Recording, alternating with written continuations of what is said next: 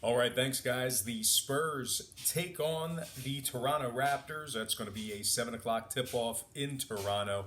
The Raptors open the betting as the 8-point favorite. Total opened at 227.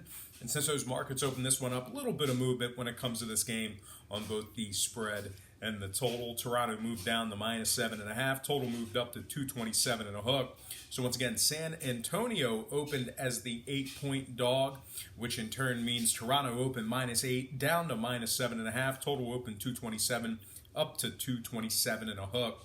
Now Toronto is 6-0 straight up in their last six. They're scoring 124 points per contest on average in their last four. They're led by Kawhi Leonard, who's dropping 25 points per contest. They're also led by Serge Ibaka, who's pulling down 7.3 rebounds per game. Now, on the Spurs side of things, they're just 13 and 17 against the spread on the road.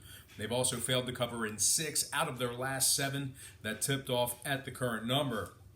Now, when it comes to the total, San Antonio's 22-8 to the over in their games when traveling. They're also 6-1 to the over in their games played at the current posted total. I'm going to purchase the hook, slide it down, and take Toronto -7 in the over 227.5 in that matchup there. And before we go ahead and move on, just want to take a quick timeout and welcome you to the show. Happy Friday to you. The weekend's finally here. Always good when it's Friday, and no matter what you end up doing, whether you're going to go on a 48-hour bender, playing dice or hold'em, or you're just going to sit back, relax, have a couple beers, and watch a few games. Whatever you have to do to get the job done, it's Friday, it's the weekend, and I hope you certainly get that done there.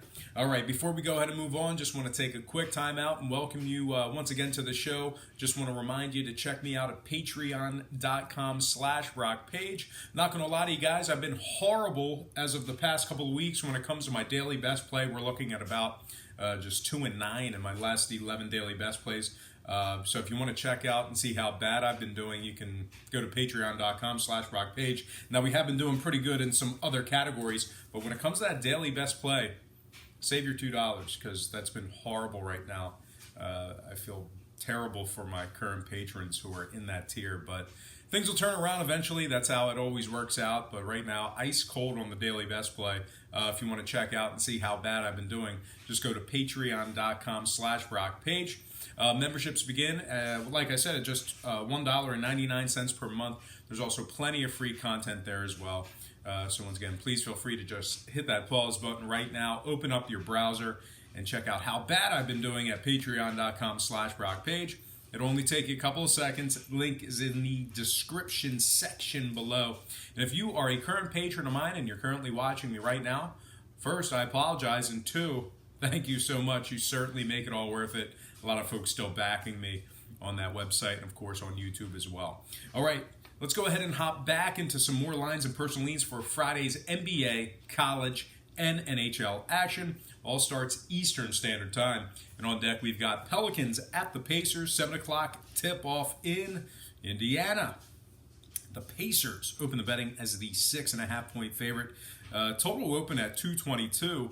And since that one opened up, we're seeing a significant fade of Indiana when it comes to the spread. We're also seeing significant movement downward on the total as well. Right now, the Pacers are -5.5. Total moved down to 220 and a hook. Once again, Pacers open 6.5 down to -5.5. Total open 222 down to 220 and a hook. 63% are leaning Indiana, 52% shaded toward the under. The Pels are +190 for some money line cash. And speaking of the Pels, we might see an Anthony Davis sighting tonight. He is listed as probable for tonight's action. Elfrid Payton also probable for the Pels as well. Meanwhile, on the Indiana side of things, Miles Turner is questionable with that hip or butt injury. So Miles Turner questionable for the Pacers tonight. Now, Indiana 6-1 straight up in their last 7, 4-1 ATS in their last 5. The Pacers rank first in home points allowed. They're giving up just 98 points per contest on their home court. They've just been exceptional on the defensive side of things at home. They also rank third in defensive rebounding. Indiana's led by Bogdanovich, who's dropping 17 points per contest. Sabonis is pulling down 8 rebounds a game as well for Indiana. Meanwhile, on the New Orleans side of things, AD or not, they still rank 27th in points allowed at 115 points per contest in that category there. They're also covering just 25% of their games that tipped off at the current number. Now, when it comes to the scoring, New Orleans is just 33% to the over in their games at the current posted total. Meanwhile, Indiana just 8-22 to the over in their games on their home court, 2-7 to the over in their games at the current posted total. Give me Indiana -5 after buying the hook and the under 220.5 in that matchup there. Next game, Wizards, Hornets. Where do I have that one? Wizards, Hornets, 7 o'clock tip-off in Charlotte. The Hornets open 4.5, total open 229 and a hook. And since those markets open this one up, we're seeing steady money on Charlotte. We're also seeing steady money toward the over. Right now, that total moved up to 230 with Charlotte at -5.5. So once again, the Hornets open 4.5 up to -5.5. Total open 229.5 up to 230. 53% of the consensus is leaning toward Charlotte. 56% of the consensus is shaded toward the over. Right now, Washington is +190 for some money line cash. Now, if you like Washington in this matchup here, it's going to be a tough game for you. They're taking on a Charlotte team who's shooting 37% from beyond the arc at home, 37% shooting the 3-ball on their home court. They also rank 6th in home free throw percentage. Charlotte is covering 60% of their games that tipped off at the current point spread. They are led by Kemba Walker, who's dropping 25 points per game on average. Now, Washington is just 9-21 against the spread when traveling. They're also covering just 28% of their games as the official road underdog. Washington ranks 30th in road offensive rebounding and 29th in road defensive rebounding. They cannot get aboard in Washington. Now, total-wise, Charlotte is 70% to the under in their games that tipped off at the current posted total. I'm going to purchase the 0.5 point, slide it down, and take Charlotte -5 in the under 230 in that matchup there. Next game, Bulls, Magic. 7 o'clock, tip-off in Orlando. The Magic open -8, total open 215.5. Since that one opened up, not a whole lot of movement on the spread. We're seeing good two-way action, 0.5 point here or there, but we're at that original opening number of -8. We did see movement upward on the total. That moved up to 216.5. So once again, Magic open -8. They remain -8. Total open 215 and a hook, up to 216 and a hook. 61% are leaning Orlando, 65% shaded toward the over. And at the moment, Chicago's +290 on the money line. Now, Chicago, I get it. They've been horrible this season. I understand that. They have successfully covered the number in 4 out of their last 5 when traveling. They also rank 8th in the NBA in road 3-point shooting. Chicago also ranks 7th on the road from the stripe and 6th in road defensive field goal percentage. So they're pretty good in several different categories. Chicago's led by Zach LaVine, who's dropping 23 points per contest. They're also led by Lauri Markkanen, who is dropping 18 points per contest and grabbing 9 rebounds per game as well. Now, when it comes to Orlando, they're just 2-6 straight up in their last 8 taking on Chicago. They rank 25th in scoring, 22nd in field goal percentage, and 22nd in offensive rebounding. Now, when it comes to the total, Orlando is 3-0 to the under in their last 3 taking on Chicago. Meanwhile, the Bulls are 67% to the under in their games at the current posted total. I'm going to take the road dog in this one. Give me the Bulls +8 and the under 216.5 in that matchup there. Next game, Timberwolves. New York Knicks. 7:30 tip-off at Madison Square Garden. Minnesota open -6.5, total open 222. Since that one opened up, not a whole lot of movement on the spread. We're seeing good two-way action there. We did see movement toward the under when it comes to the total. That moved down to 220. So once again, the T-Wolves open 6.5. They remain -6.5. Total open 222 down to 220.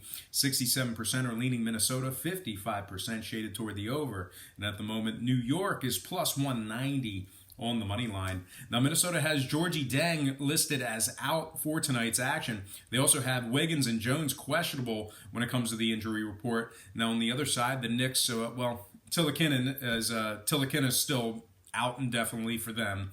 They also have Hazonia and Moutier probable for tonight's action, so we might see Moutier back in action for the Knicks tonight.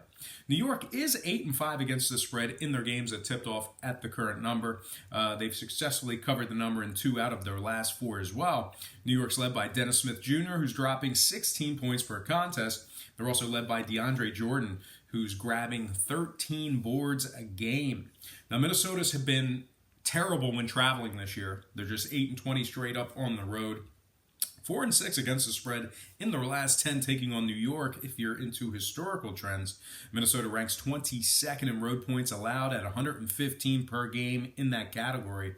They're also covering they rank 24th in road offensive field goal percentage. They're shooting just 44% from the field when traveling.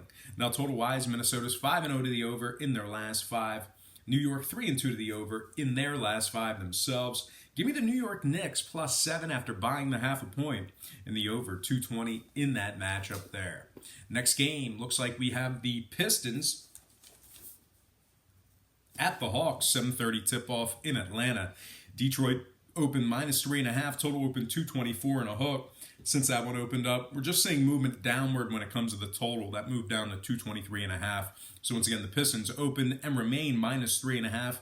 Total open 224 and a hook, down to 223 and a hook. 65% are leaning Detroit, 55% shaded toward the over. And at the moment, the Hawks are +135 on the money line.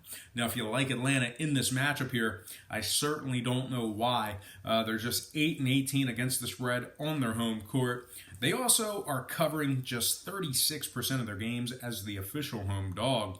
Atlanta is 19-39 straight up overall for the year. They rank 30th in points allowed at 118 points given up per game. Now, Detroit on the other side, completely different story. They rank 8th in road points allowed at 109 per game. They're led by Blake Griffin, who's dropping 28 points per contest. They're also led by Andre Drummond, who's pulling down 14 rebounds a game.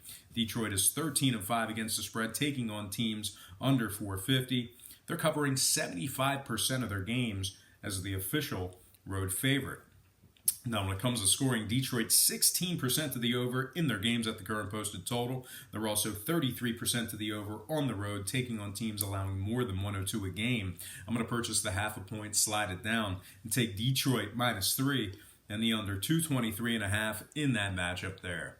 Next game, Clippers, Grizzlies, 8 o'clock tip-off in Memphis. The Clippers open -2, total open 213.5. Since that one opened up, we're seeing a slight fade of the Clippers when it comes to the spread. We're also seeing movement toward the over. Right now, that total's at 214, spreads at -1.5. Once again, LA open 2, down to -1.5, total open 213.5, up to 214.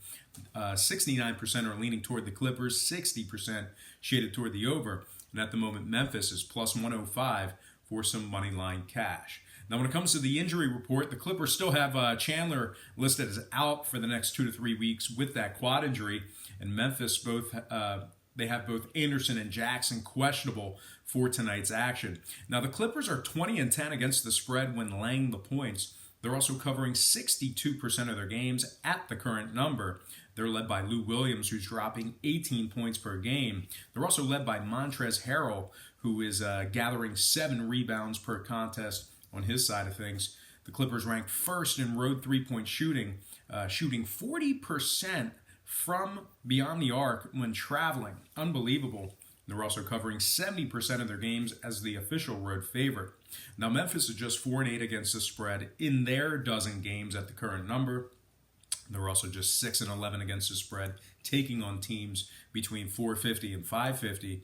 Memphis ranks 30th in scoring, dropping just 100 points per game on average in the NBA. They also rank 29th in offensive rebounding. Now, total-wise, Memphis is 3-2 to the over in their last 5. Clippers 4-1 to the over in their last 5 themselves. Give me the Clippers -1 after buying the half a point in the over 214 in that matchup there. Next game, Nuggets, Mavericks, 8:30 tip-off in Dallas. The Nuggets open -4, total open 220. And since that one opened up, we're seeing a slight fade of Denver when it comes to the spread. We're also seeing movement downward on the total as well. That number moved down to 219. Spread moved down to 3.5. So once again, Denver open -4, down to -3.5. Total open 220, down to 219. 60% are leaning Denver, 59% shaded toward the over. And at the moment, the Mavericks are +145 at home. Very surprising there. Anyway, Denver has Guy Harris listed as questionable for tonight's action. They also have Trey Lyles listed as out for tonight's game as well. Denver's been pretty bad on the road when it comes to the number, just 10-18 against the spread away from home. They're also covering just 28% of their games as the official road favorite. Denver ranks 20th in road scoring and 25th in road free throw percentage. Now Dallas on the other side, like I said, very, very good on their home court. They're 29 straight up at home this year. They're also 20-9 against the spread in that very same category. They're led by Luka Doncic, who's dropping 21 points per contest. They're also led by Dwight Powell, who's grabbing 9 rebounds a game when it comes to crashing the boards. Dallas ranks 6th in home defensive rebounding, and they're giving up just 106 points per contest on their home court. Now, when it comes to the total, Dallas is just 12-17 to the over at home. Denver 11-17 to the over when traveling. I'm going to purchase the half a point, buy it up, lean toward the home dog, and take Dallas +4 and the under 219 in that matchup there. All right, next and final game for the show. I'm going to make sure I don't skip one. I always end up skipping the last game when it comes to these podcasts, these videos. So we're going to go ahead and do this one. All right, Utah at OKC, 9:30 tip-off at Oklahoma City. OKC open -4, total open 226. We're seeing movement downward on the total. We're also seeing a slight fade of the Thunder in the early going here. Thunder now -3.5, total move down to 225. So once again, OKC open -4, down to -3.5, total open 226, down to 225. 74% are leaning OKC, 61% shaded toward the over. Right now, the Jazz are +150 on the money line.